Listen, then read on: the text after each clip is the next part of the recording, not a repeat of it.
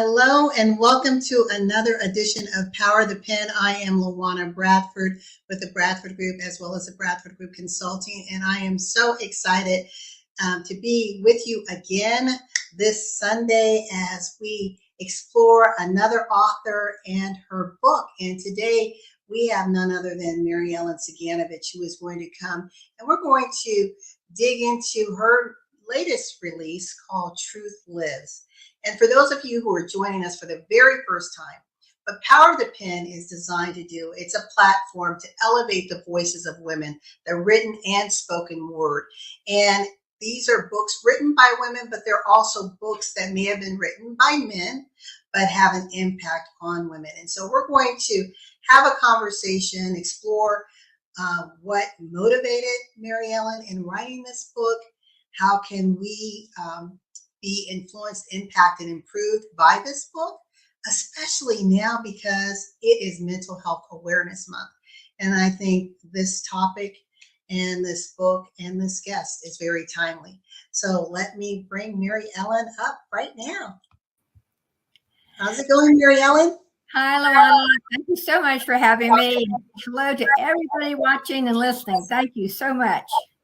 Thank you for joining us. And Mary Ellen, I just want to tell the audience a little bit about you for those that may not know you. Mary Ellen has been on this platform a couple times. She is an author of multiple books. Truth Lives is, I would say, the springboard from her book called Truth, Taking Responsibility, Unleashing True Healing. And Mary Ellen is on a mission to help us to really understand that there are inherent universal God truths that are pretty much absolute in how we choose to live and respond to life. And they're there to be those guideposts for us and to tap into our true selves, right? Not the self that's behind the mask or the self that we want the world to see, but who we were divinely intended to be.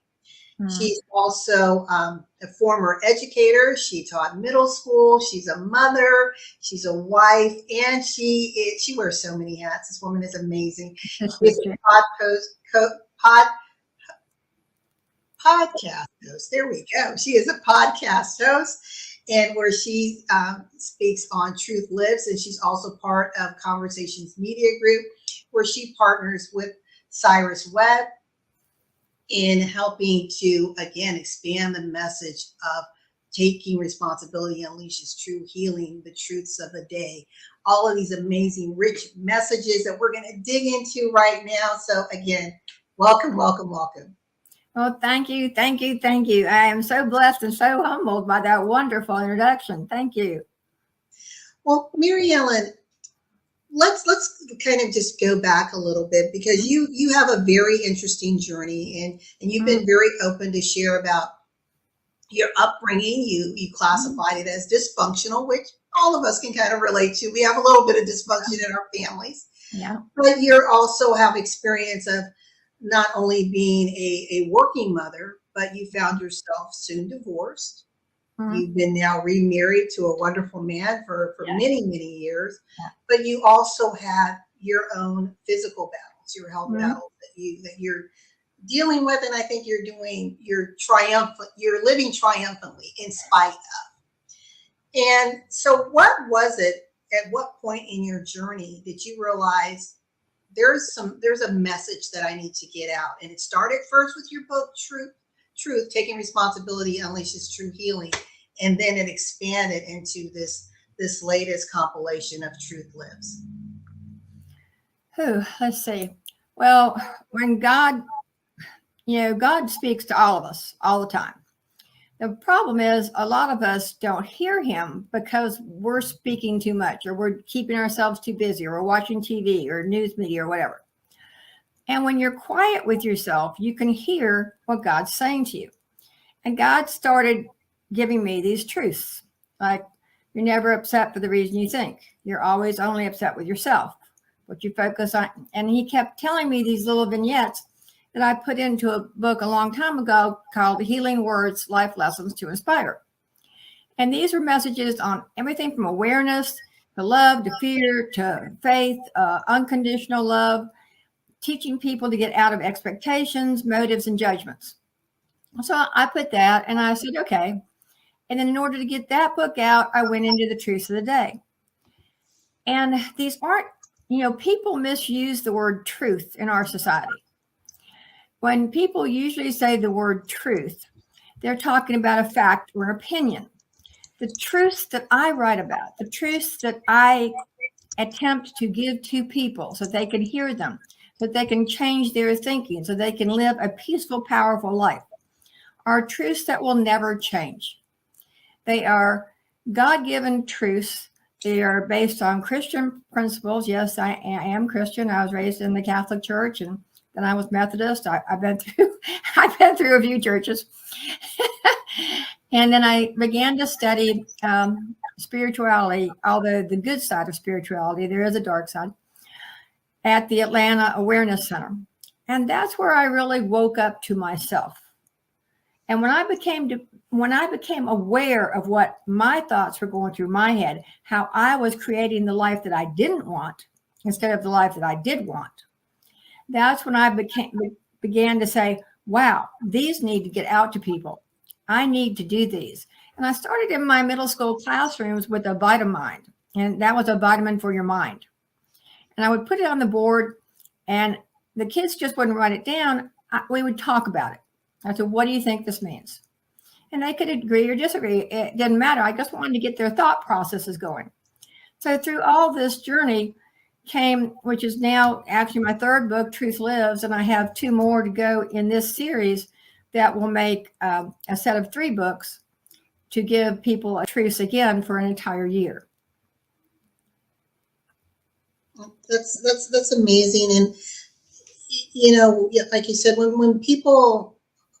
we as people allow ourselves to just be quiet, silence ourselves from the noise, the ash and trash that's out there, it's amazing what we can hear. And knowing and trusting, that still small voice, that the more we become in tune, the louder that voice becomes, right? Yeah. Oh, yeah. Because I didn't want to write these at first. I mean, God was shouting them at me. And I was like, no. I mean, look at me. I got bright blonde, glow in the dark hair, long fingernails. Nobody is going to listen to them coming from me. And God goes, why do you think you went through everything in your life? And I'm like, you could have told me. I was diagnosed with epilepsy when I was 6 and multiple sclerosis in 1986, over 34 years ago. And these trials and tribulations come into your life so that you can learn to embrace them with love and go forward learning about yourself. And you always have to come from love. I want to sit there for a second. And in speaking about mental health awareness, and it's real important that as we talk about mental health, that we get rid of the stigma around it and the biases, and we should be as comfortable talking about mental health as we do about our physical health. What we're eating today, what things are we feeding our mind, right, to help enrich our lived experience. And we know there's a lot of darkness in the world, and I want to just sit in suicide for a second. We're hearing that with the second pandemic, if you will, is that mental health crisis.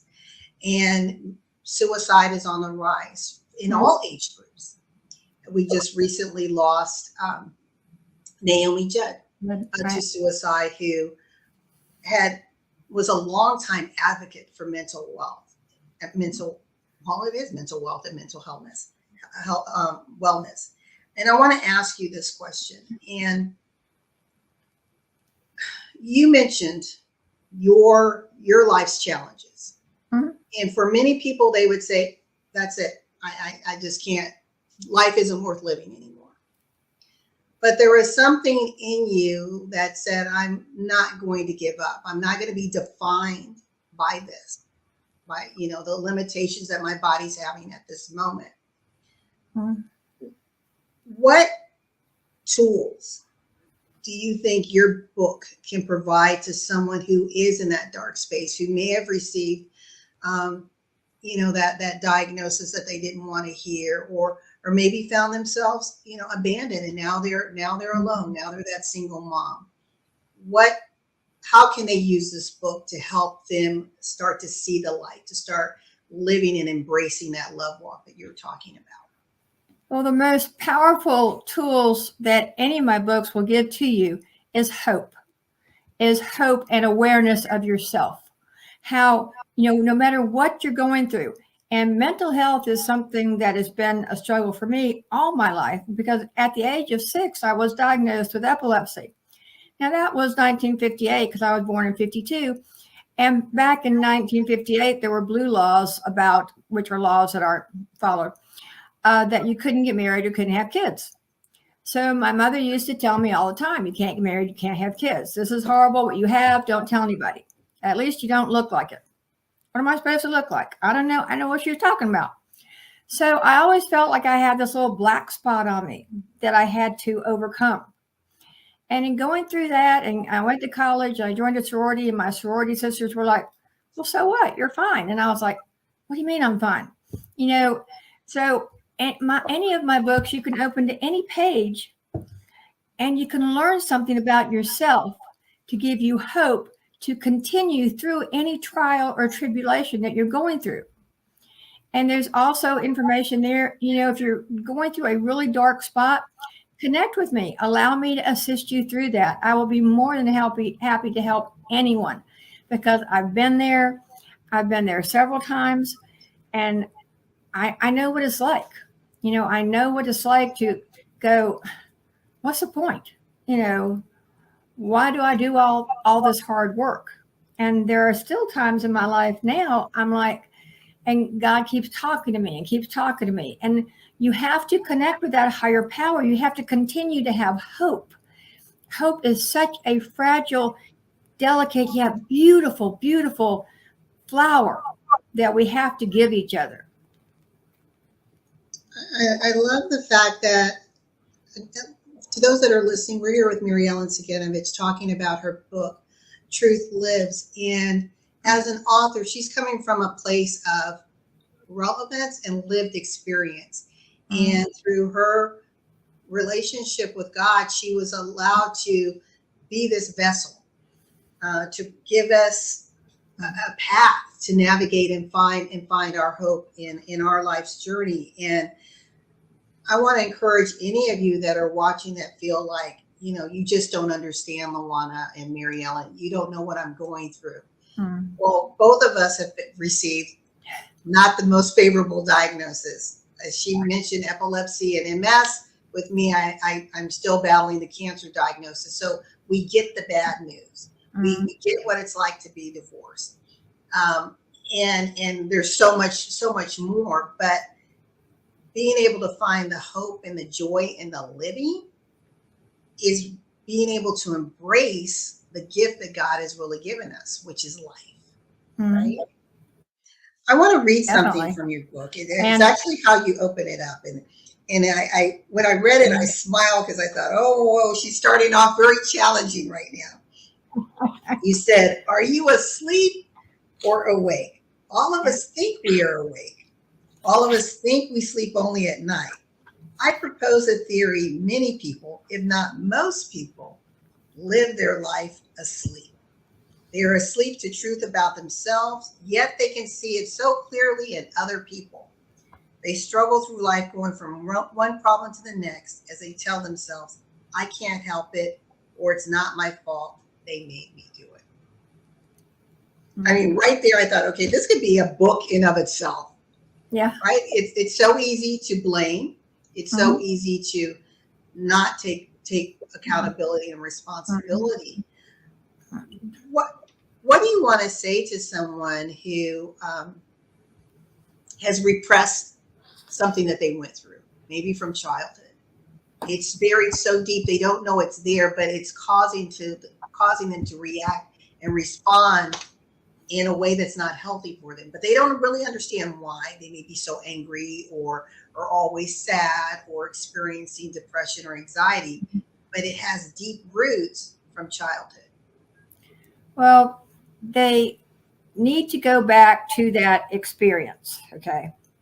And they need to almost see it, well, not almost, but see it happening all over again in their mind. Okay. Just see it happening and bring up those yuck feelings. Bring, go to a bed and take a pillow and keep hitting the bed. Why did you do this? Go to a punching bag, punch a punching bag, but sit with those horrible feelings that made you feel so worthless and so undervalued. And so, I know when I was 8 years old, my mom told me that, she wanted to abort me when she was carrying me. And, why was I around? Why was I sticking up for daddy? And it was just so hateful the way she told me. And those feelings I had to work with, and I had to get those feelings out and understand that my mother was coming from a place of fear. That was not a loving response. So in forgiving, and I didn't even have to forgive her, I had to forgive myself for believing what she said, for thinking that what she was saying was that I was worthless. And that's not true. Everybody is worthy. Everybody is valued. I did my miracle moment yesterday was about being worthwhile and being valued.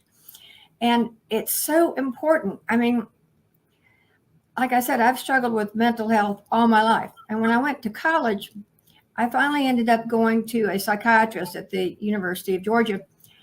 And his therapy for me was to make me a part of the Me Too movement. And nevertheless, he raped me.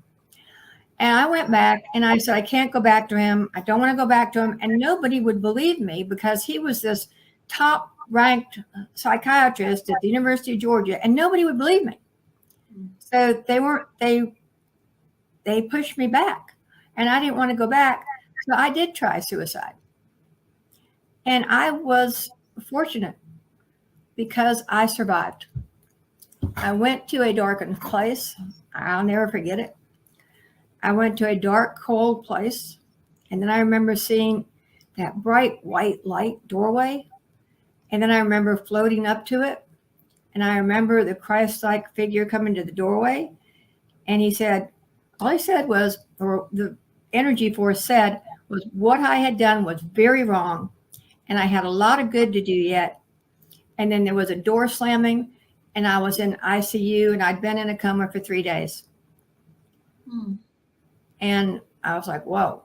And of course, in that time, it was like 1973, 74. So at that time, I thought I'd had a dream until I realized later on what had happened to me and that I was brought back for this greater purpose. And that I am now fulfilling and creating my greater purpose. And see, when I went through that experience, I didn't have a book I could turn to and open up to get some hope. I didn't have anyone that I could call on the phone and say, I couldn't call my mom, or my dad was out of town. My mom wouldn't have listened to me. And the guy I was engaged to was like, oh, you got to be making that up. Why would somebody make something like that up? So when someone is crying out to you, hey, this happened to me, be there for them. If for nothing else, just to listen to them. And if you have to go with them to the next appointment to make sure anything incorrect doesn't happen, then go with them. But please don't discount what they say, because nobody's, so many people have told me, oh, you don't have epilepsy and MS. You don't look like it.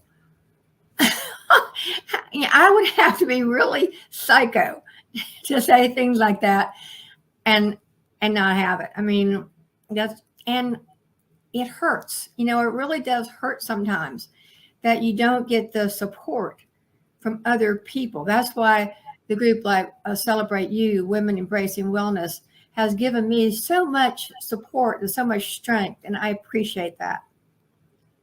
Well, we definitely appreciate having you on, and I just appreciate your transparency in sharing your story, and we just encourage everyone we all have a voice, and our stories do matter. So whether it's a written word or a spoken word, you never know who might be in earshot or or just from, opening up the pages of a book, that can hear the words of encouragement to help them make it through another day. And I want to ask you a question. Sure. You mentioned here when you're talking about living your authentic life. And when I was reading Truth Lives, I sat in that for quite a while, because I thought, when we are growing up, right, with our parents all have dreams for us.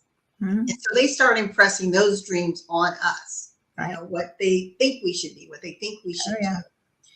And when and how did you discover, wait a minute, this isn't really me. I need to find out who truly is Mary Ellen, not what mom said, not my life experiences, but who am I? Because you said here, in truth, you are all light beings in a physical body. Your true self exists, whether you acknowledge it or not. My hope is that all of you will bring your light forward as you stop burying your light under fears and negative societal teachings. Well, our societal teachings do hold us back. We're taught so many incorrect things. We're taught to worry. We're taught to be stressed out. We're taught to do all these incorrect things. And, I was brought up, my mom always said, you will go to college and you will be a teacher. Okay. And I always wanted to be a buyer for Riches. And I modeled for Riches, and Mr. Rich, who created the original Riches store, told me that he'd hire me. And my mom just nixed it. Totally, you have to go to college. If you don't go to college, then you get out on your own. Well, I didn't have any money. And, I figured, well, going to college and having her pay for it for 4 years gave me at least 4 years to figure out what I was going to do. I don't know. I was just lucky that when I did teach, I really did enjoy it. And I really enjoyed teaching middle school, because I'm not really a first, second, third grade person with all the little kids coming to you about, I want my mommy. I like to have a middle schooler that I can see the light going on in their eyes. I can see their mind opening up. And I'm not going to teach them my opinions. I want them to think. I want them to think for their own. I want them to think outside the box, as if there is no box at all. And that is what our society needs to do with all young people today. Allow them to think, allow them to express their opinion. You can always express your opinion in a positive way. You don't have to yell at somebody, and you don't always have to agree. That's okay. And we can all still be kind and enthusiastic and compassionate to each other. It's so very important. And in being a teacher, which led me to the Vitamines, which led me to the Truth of the Day, it was all a journey to bring me to the point where I am now, which is my true, authentic self. Was interesting. I love that story. And I think when we all pause and look back on our lives, we can see, the connections, right? We may not understand while we're going through, but if we pause and look back, it's like, okay, that makes sense. Even unfortunately, right? There's lessons learned that we can, you think about individuals who I have a friend who, she decided to go into medicine, but she chose specifically female health. And when I asked her why, it was because she lost her mother to uterine cancer. So you never know what's going to inspire you to your ultimate calling, your ultimate purpose in life. And I think we have many, depending on where we are and how we're evolving in our cycle of life. I want to ask you something else with the book here. And I think this is a very important part. And it may be very difficult for us to do, especially in so much negativity when we focus on the negative. You said live life with an open heart, and that our heart is our seat of consciousness. Can you take us through that and what you mean by living life with an open heart? Okay. So many people have been brought up and are taught that, well, your brain controls everything. Your thoughts come from your brain, and your brain is, well, Christ says in the Bible 33 times, he says, take no thought. What gets us into trouble all the time? this thought about, I can't do that. Oh, I can't do that. All these thoughts going in. Your thoughts have a belief, and a belief always has a doubt. But if you come with your knowings, and I'm pointing to my gut, my core, just right below my heart. If you come from your knowings, your connection with your higher power, keeping that open heart, and you come from love. See, there are only two places people can come from. Either love, which is a higher plane, or fear. Okay? And if somebody's yelling or screaming at you, they're coming to you from fear, down here. Well, if you come back at them yelling and screaming, okay, it's like that. But if you come at that person that's yelling and screaming, and you come from love saying, hey, I understand, then that raises their vibration and it just kind of calms things down. Love always breaks fear. Fear creates more fear, and love and fear create healing and peace and everything positive and everything good in the world. So how can someone get from that fear zone into the love zone? Well, step back. I gave you an example that happened with my daughter. Okay, I was in my office I was a single parent, and she came home from high school. She was always a really well-mannered kid, right? And well, she had to be. She had me as a mother. Okay, really. So she stopped by my office, went into her bedroom, and just slammed the door. And I'm like, whoa. And I'm sitting at my desk, and I'm thinking, the first thought that came to my mind was to respond and not react. Because when you respond, you're coming from love. I knew what she had just done was fear, okay? So I walked into her room, and I looked at her, and I said, what fear is running you? And she was like, they want me to apply for college at my school, and I can't get into college, and I'll never get into college, and Daddy's going to be upset, and you're going to be disappointed. And I was like, whoa, wait a minute. Like, if you don't want to go to college, don't go to college. Well, Daddy will be upset. I don't care about your dad. You talk to him. You know, you live your life for you. I didn't want to do to her what my mother had done to me. Now, I could have taking that same scenario, I could have gone into her room and gone from a fear level myself and said, we don't slam doors in this house. What do you mean walking by here, stomping your feet, slamming your door? We would never have gotten anywhere but into a bigger argument. The way I handled it, she ended up applying for college. She got into Georgia State. She went to med school. She's now a physician's assistant. She's been Antarctica, New Zealand, practicing medicine. She's right now in Idaho on her way to move to Montana. So she's had a very, very successful career. And it all goes back to that one moment when I handled the situation by responding out of love rather than reacting out of fear. Wow, that's powerful.